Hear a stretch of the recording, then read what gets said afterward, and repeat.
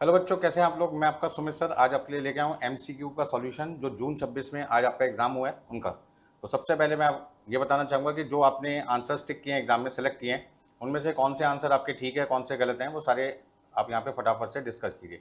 तो जो पहला क्वेश्चन है उसका आंसर है बी। दूसरा आंसर आपके पास में a company has a break even point, sale आपके है 3,20,000, वेरिएबल कॉस्ट आपके पास है 2 लाख। यहाँ पे आपको पूछे हैं how much would PV ratio increase और decrease if variable cost drop by 30,000। जब भी वेरिएबल कॉस्ट कम होगी ऑब्वियस है कॉन्ट्रीब्यूशन बढ़ेगा, पीवी रेशियो आपकी बढ़ेगी, तो आपका आंसर इंक्रीज में ही होगा। अब वो कितना इंक्रीज होगा तो आपका आंसर है बी। नेक्स्ट आपके पास में है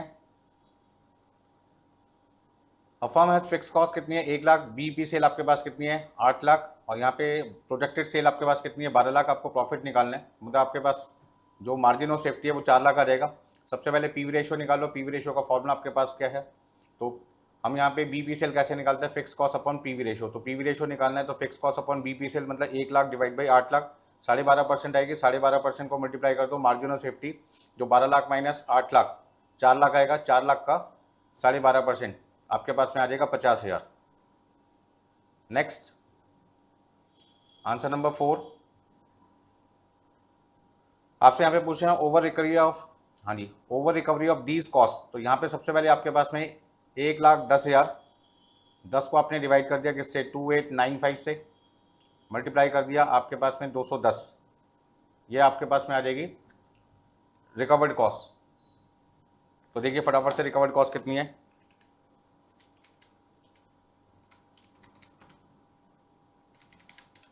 7980। इसमें से एक्चुअल कॉस्ट आपके पास है 7650, आपने माइनस किया तो 330 रुपये आपकी ओवर चार्ज आ जाएगी, ए आंसर।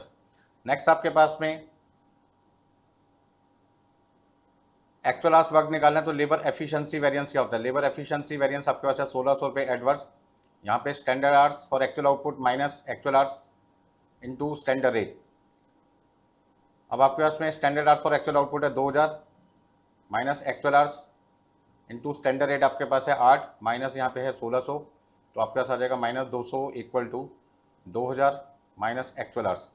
तो एक्चुअल आवर्स निकालने के लिए हमें क्या करना पड़ेगा, 2000 में प्लस 200 करना पड़ेगा, आपके पास कितना आ जाएगा 2200। ठीक है जी। अच्छा वैसे भी आप यहाँ पे फटाफट से निकाल सकते थे शॉर्टकट तरीके से। जो लेबर एफिशिएंसी वेरिएंस है 1600 को पहले किससे डिवाइड करो 8 से 200 घंटे। अब एडवर्स आ रहा है तो स्टैंडर्ड में क्या कर दो ऐड कर दो, यदि फेवरेबल होता तो माइनस कर देते। तो अभी आपका राइट आंसर आ गया 2200। नेक्स्ट आपके पास में मिनिमम टोटल कॉस्ट आपको यहाँ पे बतानी है, जिसमें आपका राइट आंसर आएगा 770 rupees. Answer number 6। Answer number 7 आपके पास में है 2.50 यूनिट्स। तो सबसे पहले आपको यहाँ पे क्या निकालना पड़ेगा, average, what is the average simulated demand over these 4 days. ठीक है ना। तो यहाँ पे आपको प्रोबेबिलिटी दे रखी है, आपके पास में रैंडम नंबर दे रखे हैं, रैंडम 4 ही दे रखे हैं 14, 67, 85, 33। उसके हिसाब से आपको कैलकुलेशन करनी पड़ेगी और बाद में 4 से आपको क्या करना पड़ेगा डिवाइड करना पड़ेगा। तो आपका जो आंसर आएगा वो आएगा 2.50। हाँ जी। 8th क्वेश्चन में आपको यहाँ पे लर्निंग का रेट निकालना है। तो लर्निंग का रेट निकालने के लिए 11.56 को आप डिवाइड कर देंगे 4 से, आपके पास आ जाएगा 2.89। फिर 2.89 को डिवाइड करेंगे 4 से और उसका अंडर रूट कर देंगे तो आपके पास आ जाएगा 85%। तो 11.56 डिवाइडेड बाई 4, 2.89 डिवाइडेड बाई 4 और फिर आपने किया अंडर रूट, तो आपके पास आ जाएगा 0.85, 85%। नेक्स्ट आपके पास में है question number 9 B answer, question number 10 C answer, question number 11 आपके पास में आ गया D answer,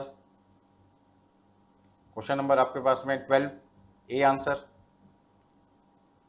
question number 13 D answer, question number 14 आपके पास में है डी आंसर और 15 का आपके पास है सी आंसर 45।